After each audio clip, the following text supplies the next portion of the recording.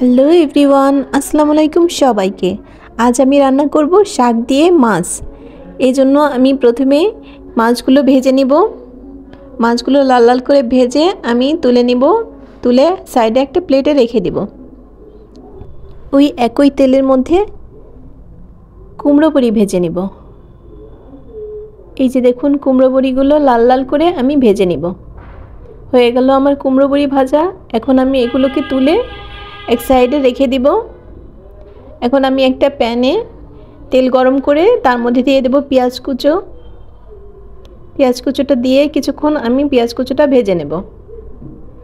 কিছুক্ষণ ভাজা হয়ে গেলে আমি এর মধ্যে দিয়ে দেব একটা রসুন আর দুইটা কাঁচামরিচ আমি বেটে নিয়েছিলাম।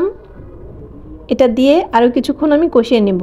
এরপর আমি দিয়ে দেব একে একে সব মশলাগুলো, লবণ, মরিচের গুঁড়া, হলুদের গুঁড়া, অল্প একটু পানি দিয়ে আমি ভালোভাবে মশলাটা কষিয়ে নেব। এভাবে ভালোভাবে মশলাটা কষানো হয়ে গেলে এর মধ্যে দিয়ে দেব আমি মিষ্টি কুমড়া।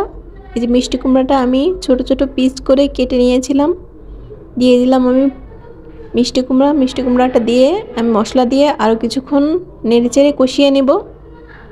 মিষ্টি কুমড়াটা ভালোভাবে কষিয়ে নেব আমি।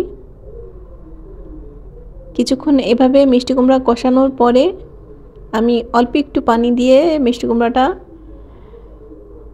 রেখে দিব সিদ্ধ হওয়ার জন্য।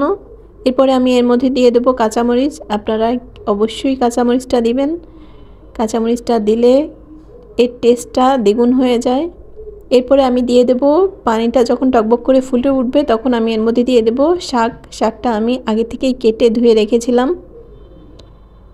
এই শাকটা দিয়ে আমি আরও কিছুক্ষণ রান্না করব। কিছুক্ষণ রান্না করলেই শাকটা নরম হয়ে যাবে।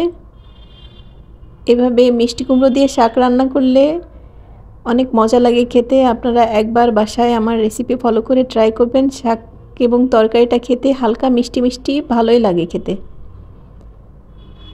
এখন আমি দেখুন শাকটা নরম হয়ে গিয়েছে। আমি ভালোভাবে উল্টে পাল্টে নেড়ে দিচ্ছি।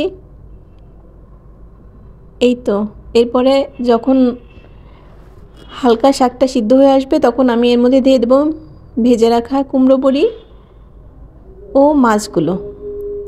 সব মাছ আর কুমড়ো বড়ি দিয়ে আমি এটাকে আরও 10 থেকে 15 মিনিট জাল দিয়ে নেব। এর মধ্যে আমার হয়ে যাবে তরকারিটা। দেখুন কত সুন্দর করে তরকারিটা টকবক করে ফুটছে। এভাবেই কিছুক্ষণ রান্না করলেই হয়ে যাবে আমার মাছ দিয়ে শাক রান্না। এখন আমি এর উপর থেকে একটু ভাজা জিরা গুঁড়ো দিয়ে দেব।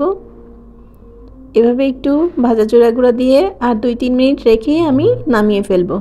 হয়ে গেল আমার শাক দিয়ে মাছ রান্না।